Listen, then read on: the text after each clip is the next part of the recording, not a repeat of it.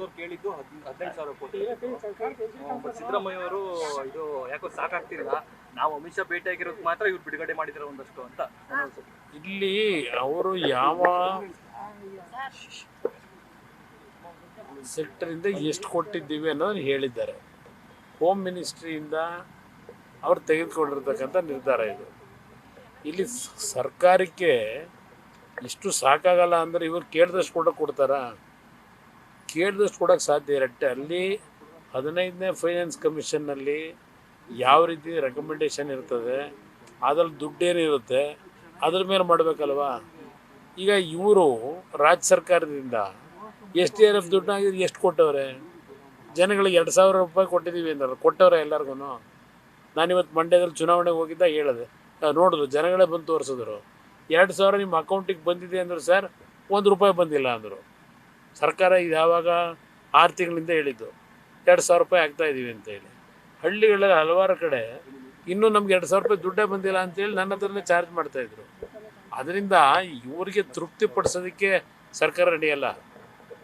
ಕೆಲವು ಗೈಡ್ಲೈನ್ಸ್ ಇರ್ತದೆ, ಆ ಗೈಡ್ಲೈನ್ಸ್ ಮೇಲೆ ಮಾಡ್ತಾರೆ. ಸರ್, ಮೋದಿ ಬರ್ತಾ ಇದ್ದಾರೆ 2 ದಿನ ಪ್ರವಾಸ, ತಾವೇನಾದ್ರು ಭಾಗಿಯಾಗ್ತೀರಾ ಸರ್? ಉತ್ತರ ಕರ್ನಾಟಕ ಪ್ರವಾಸ ಮಾಡ್ತೀರಾ ಸರ್?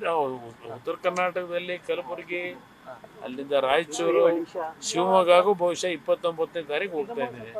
ಶಿವಮೊಗ್ಗದಲ್ಲೂ ಕಾರ್ಯಕ್ರಮ ಇದೆ. ಹೊಸಪೇಟೆಗೆ ನಾಳೆ ಹೋಗ್ತಾ ಇದ್ದೀನಿ. ಹೊಸಪೇಟೆಗೂ ಇನ್ನೂ ಒಂದು 5-6 ದಿವಸ ಚುನಾವಣೆಗೆ ಏನಿದೆ, 2ನೇ ಹಂತದ ಚುನಾವಣೆಗೆ ಎಲ್ಲೆಲ್ಲಿ ನೆಸಿಟ್ಟಿದೆ, ಎಲ್ಲಿ ಬರಬೇಕು ಅಂತ ಹೇಳ್ತಾರೆ, ಹೋಗ್ತಾ ಇದ್ದೀನಿ. ಸರ್, ಈಗ 14 ಕ್ಷೇತ್ರ ಚುನಾವಣೆ ಆಗಿದೆ ಸರ್. ಮೈತ್ರಿ ಗೆಲುವಿನ ವಿಶ್ವಾಸ ಹೇಗಿದೆ ಸರ್? ನನ್ನ ಅಭಿಪ್ರಾಯದಲ್ಲಿ 12ರಿಂದ 13 ಸ್ಥಾನಗಳನ್ನು BJP ಮತ್ತು JDSನ ಅಭ್ಯರ್ಥಿಗಳು ಗೆಲ್ತಾರೆ. ಅದಕ್ಕಿಂತೇನು ಕಡಿಮೆ ಏನಾಗಲ್ಲ. 14ರಲ್ಲಿ 12ರಿಂದ 13 ಸ್ಥಾನ JDS BJP ಅಭ್ಯರ್ಥಿಗಳು ಗೆಲ್ತಾರೆ. ಸರ್, ಮಂಡ್ಯದಲ್ಲಿ ನಿಮ್ಮ ಗೆಲುವಿನ ಬಗ್ಗೆ ಸಾಕಷ್ಟು ಚರ್ಚೆ ಆಗ್ತಾ ಇದೆ. ಏನು ತೊಂದರೆ ಇಲ್ಲ, ಜನ ಕೈ ಹಿಡಿದಿದ್ದಾರೆ. ಸತಿ